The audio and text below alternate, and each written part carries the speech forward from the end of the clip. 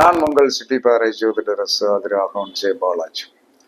சுக்கிரன் நின்ற இடம், எந்த இடத்துல சுக்கிரன் நிற்குதோ அந்த இடத்துல பயங்கரமான விரயம். சுக்கிரன் என்று சொன்னாலே விரயம் என்றுதான் ஜோதிட சாஸ்திரத்தில் சொல்லுகிறது. போன பிறப்பில் நீங்கள் சுக்கிரன் நின்ற இடத்துல கஞ்சத்தனமா இருந்தீங்க.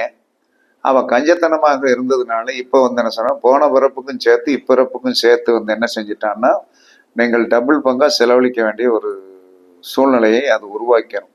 அதனால சுக்கிரன் நின்ற இடம் உங்களுக்கு அதிகமான விரயத்தை கொடுக்கும். ஆனால் நீங்கள் என்ன சொன்னா, கொஞ்சம் கண்ட்ரோலாவே செலவழிக்கணும். அப்படின்னா தான் நீங்க ஜெயிக்க முடியும். இல்லைன்னா ஜெயிக்க முடியும். 7ஆம் இடத்துல சுக்கிரன் இருக்கிறார் அப்படின்னா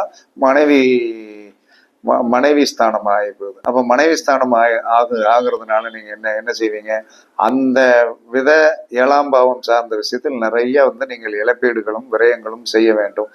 ஒரு சேலைக்கு 10 சேலை எடுத்து கொடுக்கணும், ஒரு நெக்லஸுக்கு 2 நெக்லஸ் எடுத்து கொடுக்க வேண்டிய ஒரு சூழ்நிலை அதுக்கு தள்ளப்பட்டு விடுவீர்கள். அதை நீங்க வேற கஷ்டப்பட்டோ சங்கடப்பட்டோ இல்லை. சில விஷயங்கள் கிரகங்கள் உங்களை அந்த ஆக்குபேஷன் ஆஃப் மைண்டுக்கு இழுத்து சென்று விடும். அதனால் சுக்கிரன் நின்ற இடத்தில் விரயம் இருக்கும், கவனமாக இருக்கணும். அதற்கடுத்து சனி நின்ற இடம். சனி நின்ற இடத்தை நீங்கள் எப்பயுமே பெருமை பேசாதீங்க. ஆனா அது பெருமை பேசுற அளவுக்கு கொடுத்துட்டு தான் என்ன சொல்லணும், உங்களை பெருமை பேசாம. இதுதான் பெரிய கிரிட்டிக்கலான பொசிஷன். இப்ப நான் கும்பலக்கணத்துல போய் பிறந்திருக்கேன்னு வைங்க. நான் நல்லா இருக்கேன், எனக்கு லக்கணத்திலே சனி இருக்குன்னு வைங்களேன்.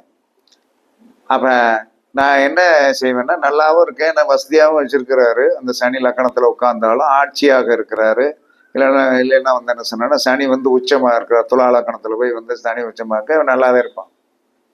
அவன் நல்லாவே இருக்கிறவன் என்ன செய்வான், என்னதான் மனிதன் என்ன சொன்னான்னா, என்னையா நல்லா இருக்கே அப்படின்னு கேட்டா என்ன சொல்லுவாங்க, நல்லா இருக்கேன் அப்படின்பா. அன்னையில இருந்து உனக்கு டவுன் ஆகும்.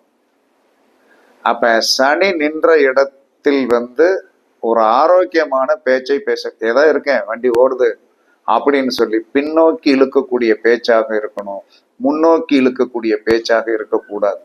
அப்படி இருந்தீர்கள் என்று சொன்னால் சனிக்கு பிடிக்காது. சனிக்கு கிரீடம் வைத்தால் பிடிக்காது. சனிக்கு என்ன சொல்றான்னா, கிரீடம் வைத்து விட்டால் அதை இறக்குவதற்கு அவர் என்ன முயற்சிப்பார். அப்ப சனி ஆதிபத்தியம் உடைய லக்கணங்களில் பிறந்திருந்தாலும் சனி உங்களுக்கு எந்த இடத்துல இருக்கிறதோ, 4ஆம் இடத்தில் போய் சனி இருந்தனா தாயை உயர்த்தி பேச முடியாது. அங்கே ஒரு மைனஸ் இருக்கும், பரிச்சித்து பாருங்க.